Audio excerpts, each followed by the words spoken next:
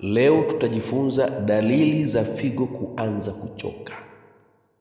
Ni vipi utaweza kutambua figo zako zimeanza kuchoka? Ni muhimu kufuatilia somo hili. Watu wengi sana hugundua matatizo ya figo wakati tayari hali imeshakuwa mbaya.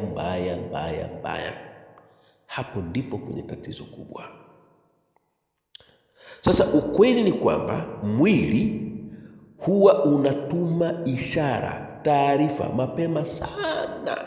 Mwili una tabia ya kugonga kengele ya tahadhari kwamba kuna kitu hakiko sawa ndani ya mwili wako. Sasa kengele ya tahadhari ndizo dalili tunazokwenda kuzifafanua. Dalili ya kwanza ni kuchoka haraka kila siku. Figo zinaposhindwa kufanya kazi vizuri, uchafu au sumu hubaki mwilini na mwili huanza kukosa nguvu. Sasa mtu hapo anaanza kuhisi uchovu mkubwa sana hata bila kufanya kazi yoyote nzito. Haujalima, haujatembea, haujafanya mazoezi yoyote, haujafanya kazi yoyote kukuchosha, lakini unahisi uchovu usioelezeka. Ni dalili kwamba huenda figo zina shida. Dalili ya pili ni kuvimba miguu. Unaona miguu inavimba au mikono au uso. Kwa nini?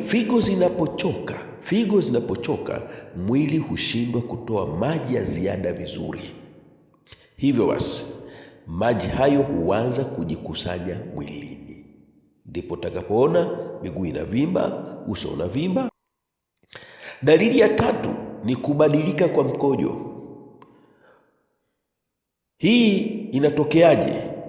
Ni kwamba unakojoa mara kwa mara nyingi sana, hasa usiku. Unaweza ukatoka mara nyingi sana usiku kukojoa. Na au wakati mwingine mkojo kuwa mchache kuliko kawaida. Unaenda mkojo umekubana, lakini unakwenda kukojoa mkojo mdogo sana. Wengine huona mkojo wenye povu. Yaani unashangaa mkojo unakojoa unatoka na povu. Au rangi nyeusi. Au mkojo unakuwa na harufu kali sana. Tambua kwamba huenda tayari figo zako zimekwisha anza kuchoka. Dalili ya nne ni maumivu ya mgongo, sehemu ya chini au tunasema kwenye kiuno. Maumivu haya yanaweza kuwa karibu na eneo la figo, hasa upande wa nyuma wa mwili. Dalili ya tano ni ngozi kuwasha mara kwa mara. Kwa nini? Uchafu au sumu zinapobaki mwilini kwa muda mrefu zinaweza kuanza kuathiri ngozi na kusababisha muwasho usioeleweka. Dalili ya sita ni kupoteza hamu ya kula au kuhisi kichefuchefu. Watu wengi wenye matatizo ya figo huanza kukosa hamu ya chakula au kuhisi kichefuchefu mara kwa mara. Unamwekea hapo sahani ya pilau, nyama kuku, mtu anashindwa kula, anakosa hamu kabisa ya kula. Dalili ya saba ni kupanda kwa pressure. Figo zina kazi kubwa ya kusaidia kudhibiti shinikizo la damu.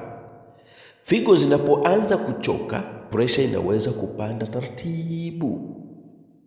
Sasa, ndugu mtazamaji, kama unaona baadhi ya dalili hizi mara kwa mara, basi ni muhimu kwenda kupima afya yako mapema.